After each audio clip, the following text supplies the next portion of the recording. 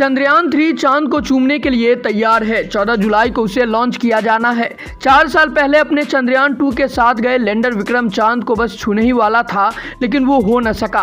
इस बार वो दाग भी धुल जाएगा जब अपना चंद्रयान-3 चांद की सतह पर उतरेगा। अब जानते हैं 4 साल पहले हुई उस घटना के बारे में जिसको देखकर प्राइम मिनिस्टर तक की आंखों में आंसू आ गए थे। दोस्तों, चैनल पे पहली बार आए हो तो सब्सक्राइब जरूर कर ले। हम ऐसे जानकारी भरे वीडियो लेकर आते रहते हैं।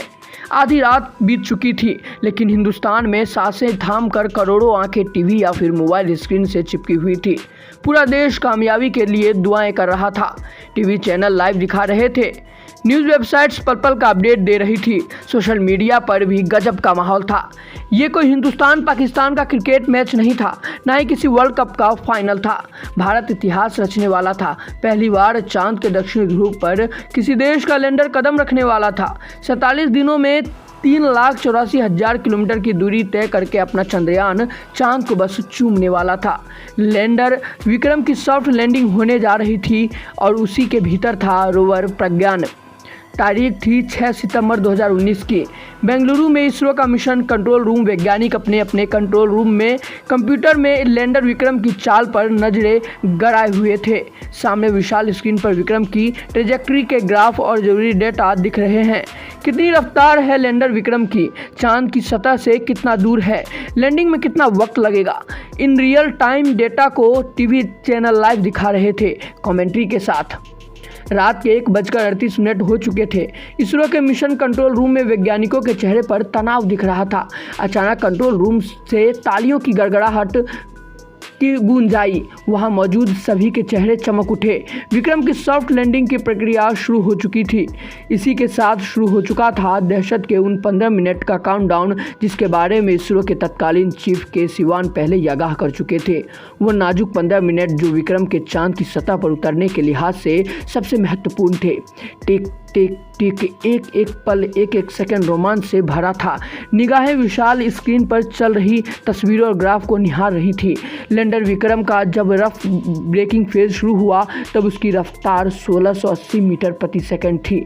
इसे लगातार कम किया जाना था। 3 मिनट के भीतर ही रफ्तार घटकर 360 मीटर प्रति सेकंड हो गई। प्रधानमंत्री नरेंद्र मोदी भी टकटकी लगाए स्क्रीन पर नजरें गड़ाए हुए थे। बीच बीच में एक वरिष्ठ वैज्ञानिक उन्हें ब्रीफ कर रहे थे। एक एक पल महत्वपूर्ण था। तभी माइक पर आवाज़ गूंजती है, लैंडर की रफ्तार अब 50% तक कम हो चुकी है। सब कुछ वैसे ही चल रहा है जैसा तय था। 1:48 पर कंट्रोल रूम फिर तालियों की गड़गड़ाहट से गूंज उठा। पहले से भी ज़्यादा उत्साह। रफ ब्रेकिंग फेज पूरा हो चुका था और अपना विक्रम चांद की सतह से महज 7.4 किलोमीटर दूर था। रफ ब्रेकिंग फेज के बाद शुरू हुआ दूसरा चरण यानी फाइन ब्रेकिंग फेज। अब लैंडर की रफ्तार घटकर 96 मीटर प्रति सेकंड हो चुकी थी। समय हुआ था 1:51 का। लैंडर चांद की सतह के एकदम करीब था। 1:53 हो चुके थे और लैंडर के चांद से महज 600 से 700 मीटर दूर रहने का अनुमान था। अगले 1 मिनट में स्क्रीन पर दिख रहा था कि विक्रम चांद की सतह में महज 300 मीटर दूर हैं। इसरो के मिशन कंट्रोल रूम में एकदम सन्नाटा था।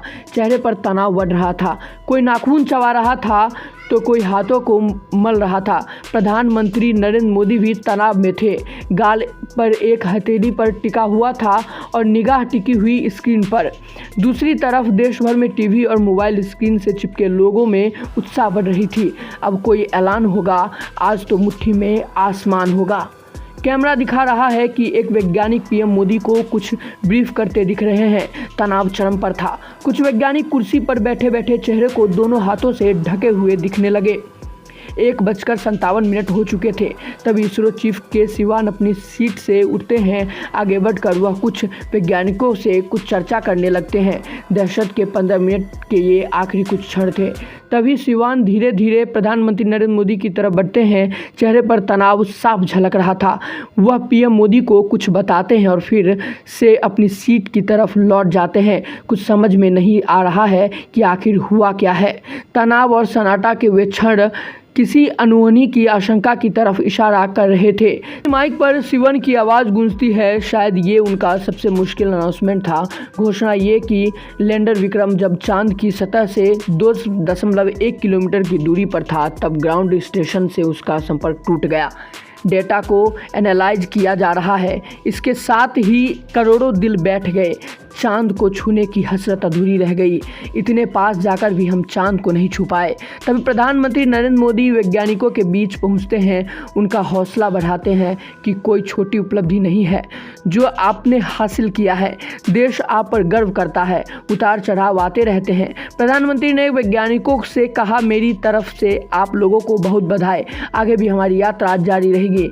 मैं पूरी तरह आपके साथ हूँ। हिम्मत के साथ चलें और आपके ही पुरुषार्थ से फिर से देश खुशी मनाने लगेगा।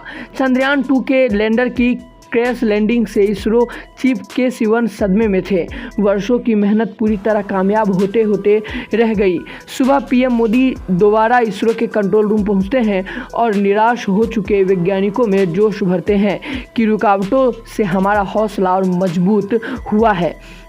जब प्रधानमंत्री जाने लगे तो उन्हें छोड़ने के लिए के शिवन उनकी कार तक पहुंचे, लेकिन अचानक वह फूट फूट कर रोने लगे। प्रधानमंत्री ने अपने इस वैज्ञानिक को सीने से लगा लिया। वो मंजर बहुत भावुक था। प्रधानमंत्री मोदी ने वैज्ञानिकों से कहा था कि उनके पुरुषार्थ से देश फिर से खुशी मनाने लगेगा। अब 4 साल बाद फिर वो मौका आने वाला है। पिछली असफलता को पीछे छोड़ बुलंद हौसले के साथ भारत चांद को छूने को बेताब है। अपना चंद्रयान 3 चांद को चूमने के लिए तैयार है। 14 जुलाई को लॉन्च होने जा रहा है चंद्रयान 3। दहशत के उन 15 मिनट को जरूर मात देगा। इसरो की महान उपलब्धियों के मुकुट में एक और रत्न जुड़ने वाला है।